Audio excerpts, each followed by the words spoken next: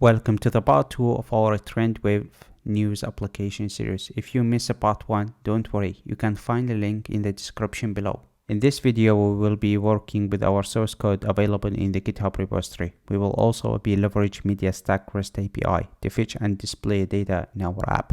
To get started, create .env file and add the necessary environment variables. Next, we need to update the public specs.yaml with the following packages: .env loader, JSON annotation, build runner, Flutter generator. We also need to add the path for .env file. Now let's build the news models that's corresponding with the objects and array in the MediaStack's response. Inside the news model file, we will create news pagination article classes with their properties that match MediaStack's response. To generate the serializer, we can run the following command in the terminal. Let's start by passing the generated classes into the widget that required them, starting with the news details widget. We will display the article category, published day, news source, and descriptions. In order to fetch data from MediaStack, we will create a news service with the following functions: fetch news data, fetch by category, fetch by language, fetch by country, fetch by query, and fetch by source. Each one of those functions will call internal function that accept parameters such as sort,